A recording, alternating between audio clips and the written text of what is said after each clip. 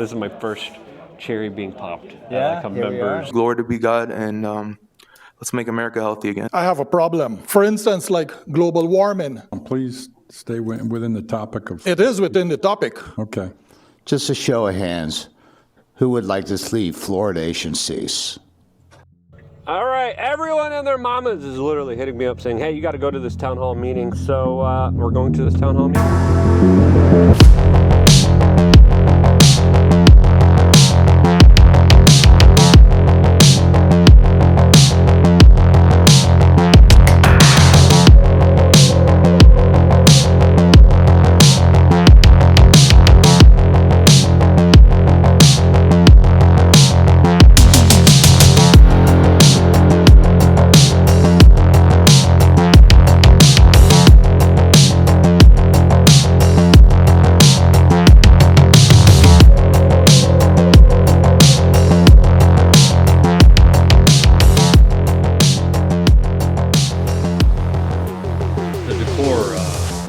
Definitely screams government and communist. You're gonna interview? Good to see you. It was a pleasure. Yeah, I heard about this. Everyone's like, you got to come down, you got to come speak, and so I was like, yeah. I mean, you know, we're you know, it's more to get involved here. They just said they're open it to the public and people can come up and say anything, right? Yeah, I think you get like 3 minutes and just get to express your views on fluoridation. Yeah. Yeah, I decided to get this one out here because it kind of gets the It point across. message out there to the general public. But no, I've never done one of these ever. This is my first cherry being popped at a members city council meeting, which doesn't sound too fun. No, not really. How did people find out about these things? How could they get more involved? Well, Stand for Health Freedom is one of the grassroots organizations that has been educating the public about, basic rights like medical rights and informed choice. And when it comes to fluoridation, no one has a choice, right? They're throwing it in our water really as a medication without our consent. And, if you want to use fluoride, use fluoridated, toothpaste. You don't have to put it in your body. So I think that we're at a point where most people get that. Yeah. And these commissioners are ready to, hear the public. Basically, if you want fluoride, just go get some rat poison, and there's a lot of fluoride in rat poison. There's a lot of fluoride in rat or just go to poison. your dentist, get yucked up by bad dentists. There's bad dentists. There's good dentists out there. But yeah, it should be a personal choice. Like it shouldn't be the government doing something for us, since of course they have a very big, long track record of doing a lot of bad things for us. Yeah, that's a great story. And recommending us to do certain things that later do come and kind of bite us in the butt here. So yeah, it's great that you're here. The research we've accumulated on greenmedinfo.com shows there's 450 studies we have indexed across, let's see, I think there's 30 different adverse effects according to like neurotoxicity, cardiotoxicity, even as a board of qualities. And people just have no concept that that's true because they're told it's safe and effective, which we all were, remember we've safe heard and that effective. before. Yeah, no. But if it's safe and effective, fine and good, you can believe that. But how about giving people a choice? And that's informed medical consent and choice. And that's why, we care so much about this issue. You should have a choice. Yeah, absolutely. Informed consent. Meeting was supposed to start at 6, but a government agent is late. To the republic for which it stands. The floor is open for public comment at this time. There is a 3-minute time limit. And we have actually 2 dentists that will be appearing today. One is still in traffic, who are also going to speak to why the archaic and really, quite frankly, pseudoscientific and anti-scientific practice of fluoridation is really no longer valid. There's a lot of credible evidence that I think calls for a review and a discussion of this at minimum. I do believe in human evolution. We learn a lot and we grow, and as we know better, we do better. It's not debated that fluoride is a poison and very deleterious effects, especially on enzymatic activity. In turn, it has increased risk factors for kidneys, thyroids, bone health, brain, IQ in children, and teeth in the form of fluorosis. The decision to add fluoride to the drinking water was made almost 75 years ago without ample research to support. Most of the world does not fluoridate their water. Fluoride's a known toxin. It's unethical to medicate the public through drinking water without informed consent. There's no ability to opt out. How's it going? I'm hoping that everybody here can add a little bit something different to what we have, because I agree with, we've heard each point that you're making. So try not to be redundant is what I'm asking. Of course. Just to shorten the meeting here, but Well, go ahead. my name's Lou Gradowski. I live here. I want to have children here, and I want to have it in a place where I don't have to worry about the water.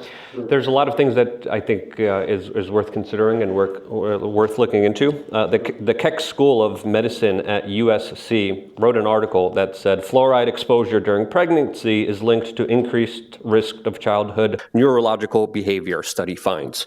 CNN even released an article just yesterday that stated children exposed to higher fluoride levels have lower IQs, a government study finds. This was after a 9-year research study that was specifically done that highlighted how fluoride in the water drops people's IQs. It also calcifies your pineal gland and has a lot of other kind of detrimental effects to your overall health. And if we as a city moving forward are going to be making any decisions, it should be one where individuals will have the decision to choose what they put into their own bodies, and not the government thinking that they have the right to put whatever they want into them. So there should be informed consent. I disagree with the last person who was speaking here about giving fluoride to low-income people. Unless you don't care about low-income people, don't give them extra fluoride. To me, this is not just a personal preference choice. This is a choice about the future of this community, and I think we should make the right one. We should make the intelligent one. The Surgeon General of this state agrees with this larger kind of motion of getting rid of it. The future HHS head of the U.S. government agrees with it, and I hope you guys agree with it as well. Thank you. All right, thank you. I have a problem. For instance, like global warming. Listen, Mr. Gazan, please stay within the topic of. It is within the topic. Okay. These things need to be properly tested. Like my grandpa, he lost all his tooth. He was in a riverine area. My other grandfather, who was in a city, he lived for 85 years, and he had all his teeth intact. And that is because wherever he went, moved around the world, they had fluoride in the water. So people wake up with this sort of like, oh, the sky is falling. We need to hold the sky up before it falls on us. Get your facts correct. Okay. If you live in North Miami Beach for 25 to 30 years and you're not affected neurologically, and we've been having that fluoride in the water all these decades, how come all of a sudden, with us continuing this, we're suddenly going to die? Okay. Thank you very much for having me. Sure. Today, I stand united with my fellow citizens who oppose the addition of fluoride to our water supply. We're here because we understand the potential dangers fluoride possesses to the human body. It is crucial that we prioritize the health and the well-being of our community by ensuring that our water remains pure and safe. Let us take a stand for informed consent and healthier choices for all. And thank you, glory to be God, and let's make America healthy again. Thank you. America was always healthy. Always healthy. Just a show of hands, who would like to see fluoridation cease? And who would like to see fluoride remain? I would. I'm not a Republican. Yeah, I know that. If you find out, most Republicans put their hands up just now.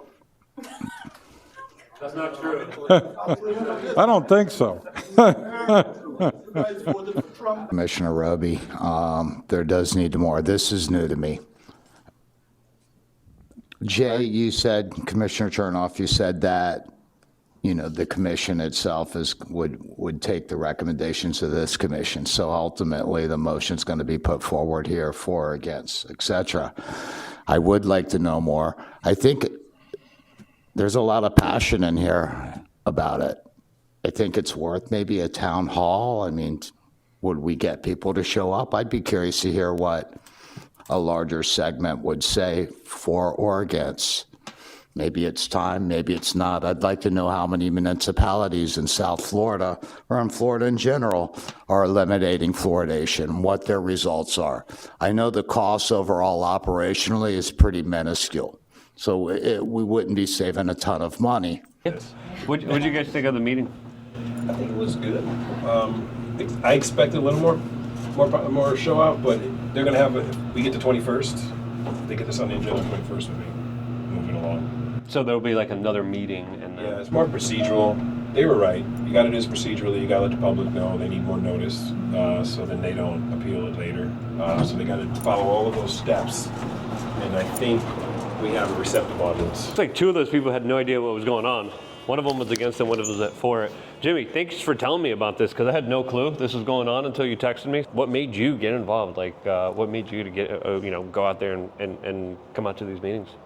I've never been to a city meeting. I've done a lot of protests, and I grew up in Sunny Isles. I live now in Fort Lauderdale, but I don't want anything in our water that's not from God. So, I don't know much about fluoride. I'm not a doctor, not a scientist, but I'm friends with everybody that has that information. And if I could use my voice, just like you, every day, that's what we do. Any words of advice for people out there that are kind of sitting on the sidelines, deciding to kind of not or to come out to these things? I feel like a lot of people like me are kind of socially awkward, and you think like it's kind of like awkward, and it is, but it's worth it because things are actually getting passed through. I think there's like 4 cities already that fluoride is completely gone from. So.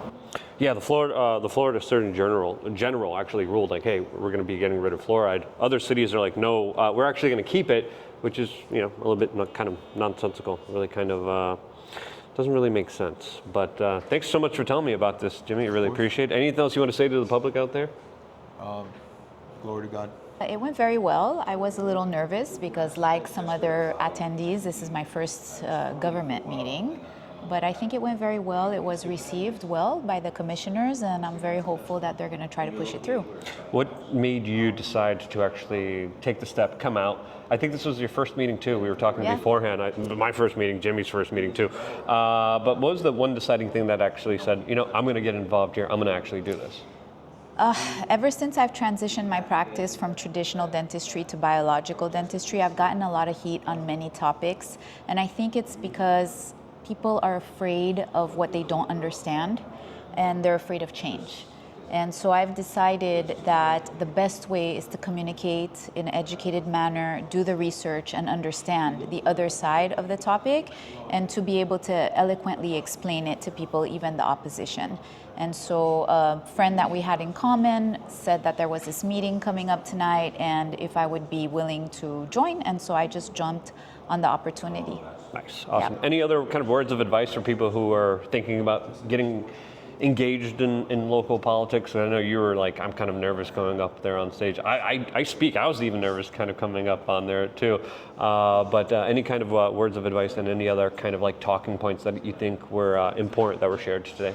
I think read the research. Do the research and understand the topic thoroughly before you talk about it. There's nothing like being able to speak from a place of education, and read the updated research is very important to do. Awesome. More on fluoride.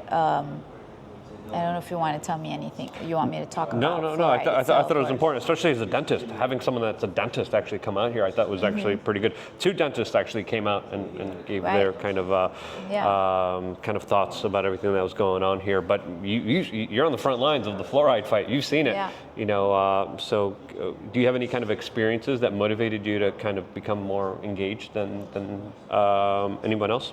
Certain experiences with patients, which made me double check and take a look at the types of materials that we were placing in our patients' mouths and the types of procedures that we were placing, which probably caused some potential toxicities to our patients. And so being more mindful about the biocompatibility of the materials that we use, I did some deep dives in mercury, deep dives in fluoride, root canals and such, also making sure that my patients get their dentistry in a way that's going to affect their biological terrain as least as possible. And fluoride in the water is something that definitely affects biological terrain for our patients in many different ways. And it's something that the American public should really know about.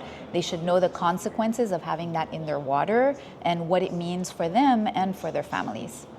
Yeah, dentistry and the whole medical practice, once you start really looking into it, holy cow, you go down a deep rabbit hole, Yes, and you're you like, yeah, almost everything we're told is a lie. So But thank you so much for being a person in the medical having me. profession that actually is exposing it. Thank you so much for allowing us to talk to you. Thank you so much for coming Definitely. out. And if we could do it, if all of us could do it, you could do it too. See you at the next one, where we're going to do our best to ban fluoride here in South Miami. Huh. So that was interesting. I never did one of these before, but I found out a lot about this particular city and how it is the third largest provider of water in all of the state of Florida, and it spends $50,000 of people's hard-earned money on fluoride. Absolutely ridiculous, as of course they're going to have more hearings because the government loves to have their hearings and meetings. But if you get anything from this video, it's that, hey, it's absolutely worth it to get involved in what your local government is doing, because then you kind of really find out how everything's kind of done. And there's going to be more meetings. We're going to be showing up. You should show up too. As of course, truly, the way to take back things that are done incorrectly is to fix them. First of all, we have to find out about them, and then start to get active, start to get engaged. And if you agree with that, share this video with your friends and family members. And of course, if you like the shirt, get it on thebestpoliticalshirts.com. Hope you guys enjoyed this little vlog here. Save your water, save your pineal gland, and free humanity with local direct action.